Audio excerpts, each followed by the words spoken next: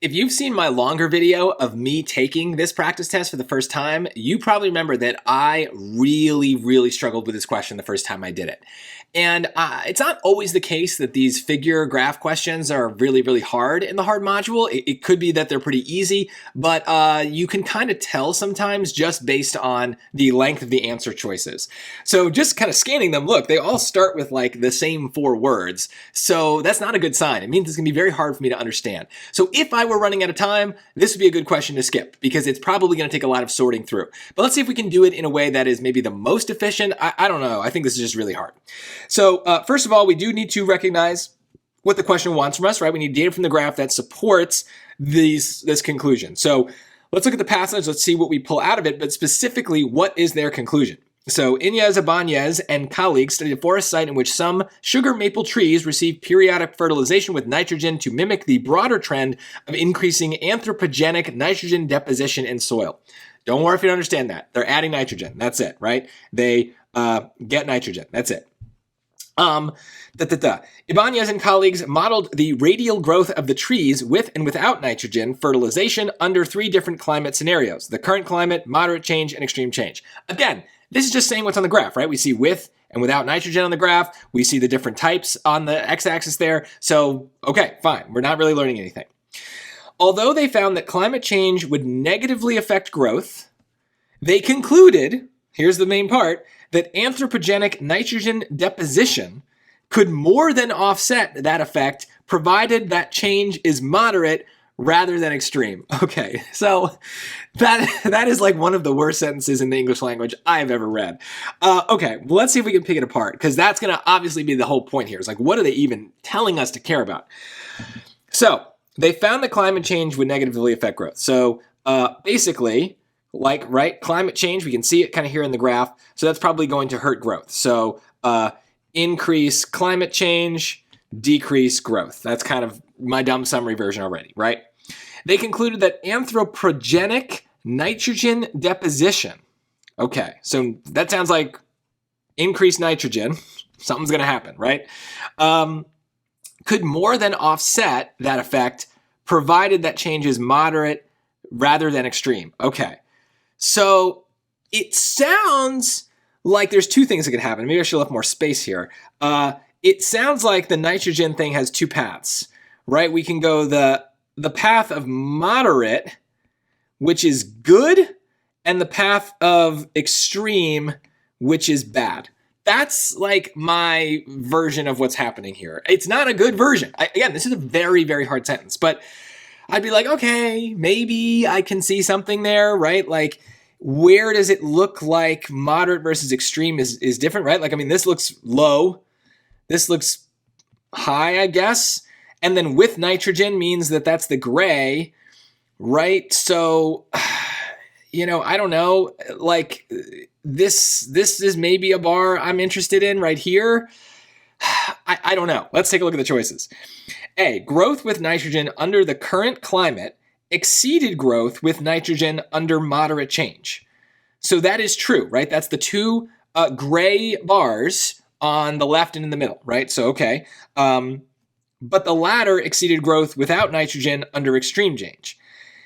Okay, but here's my big problem with this choice. Without nitrogen under extreme change, that didn't seem to be a part of my dumb summary, right? So the nitrogen under extreme, right? My dumb summary here is kind of like saying that if we have the nitrogen, then that's what we care about with the change, right? The climate change, we're interested in what happens with nitrogen, right? So to say that we are interested in what happens under extreme change without nitrogen, it's just not really part of my diagram here. So I don't really know what this means, but I don't like that I don't have some version of that written down. So that's might be all I can get out of a question like this. Let's look at B. Growth without nitrogen under the current climate exceeded growth without nitrogen under moderate change. Okay, that's also true. That's the 2 black bars. They're very close to each other. That's the leftmost black bar and the center black bar. They're very close, but okay. But the latter exceeded growth with nitrogen under extreme change. That's also true.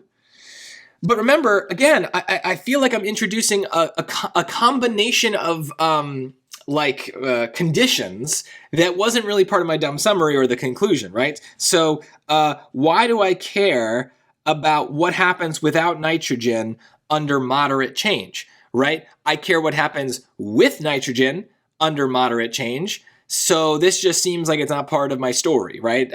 Again, I don't know. Maybe this is more complicated than I can comprehend, but I don't know. Let's continue.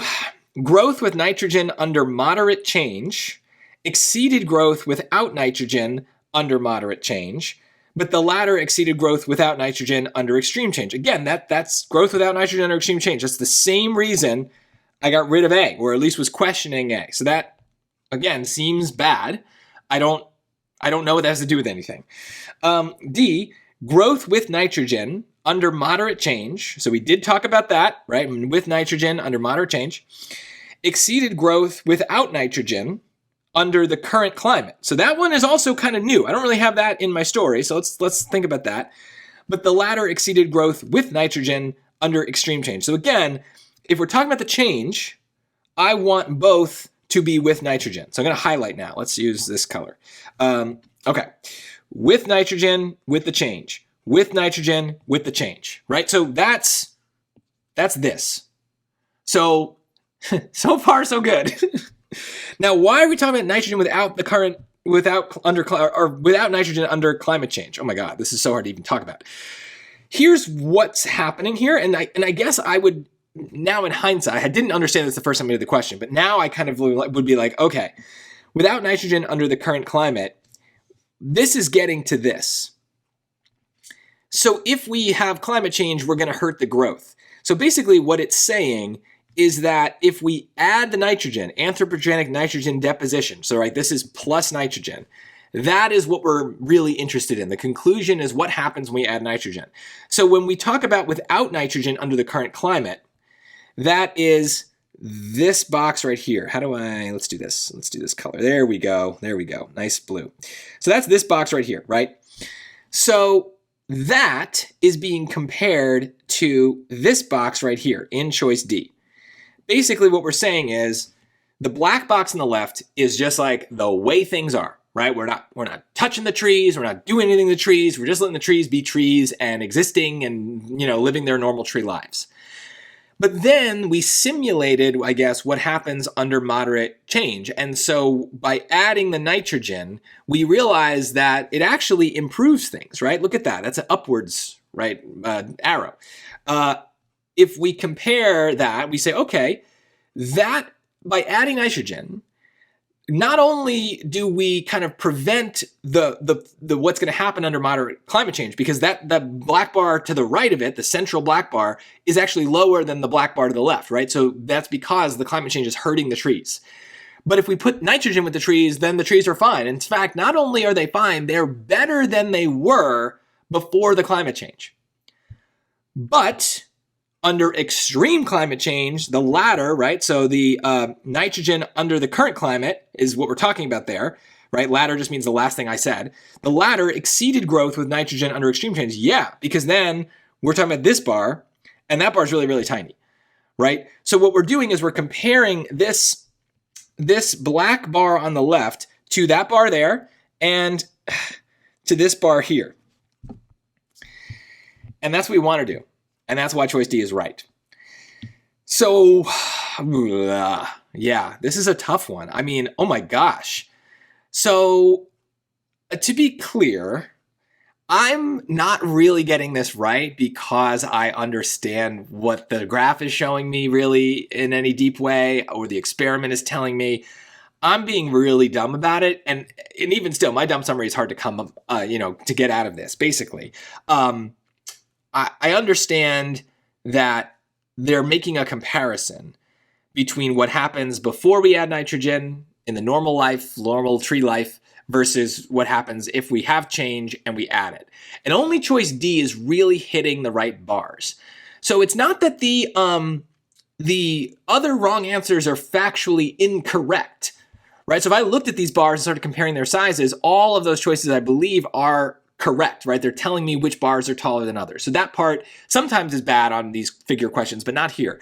The issue is that they're directing me to the wrong bar, right? So look at what I've underlined in all of A, B, and C. That bar was never talked about, and I couldn't pull it out of the story either, right? I don't care what happens without nitrogen under extreme change. I don't care what happens without nitrogen under moderate change. That was not part of this conclusion at the end. The conclusion is, yes, change affects growth, but if we deposit, right, put down nitrogen, that is going to affect things. So that's why I was more concerned with the gray bars for the moderate and extreme change, but the black bar for the current change. And that black bar for the current, that was the one that was hardest for me because it doesn't quite say it as explicitly as I'd like. I'm going to stop there. I mean, this would be a question for sure I'd have to come back to. I don't even know, like I said, if I would bother with this question on the real test. I'd be so nervous about time. I'd be so confused by what this passage is saying, the similarities between the choices, that I would be like, okay, this is not a good use of my time. Maybe I get it right just by a random guessing. But if this one question takes me 5 minutes to figure out, what am I giving up on later, right? There are easier questions that come after this. So you've got to make those kinds of choices. And especially if the graph and figure questions bother you no matter where they appear in the test, you probably don't want to do this. But I do think you can start to get good at knowing when these are going to be easy or hard. If the answer choices are really, really long for these questions, and if they kind of have the same exact wording over and over again, that's probably a bad sign. It probably means it's going to be hard to sort through, so that might be a good one to skip. Let me know if you have questions in the comments. I tried my best. This is just a really nasty question.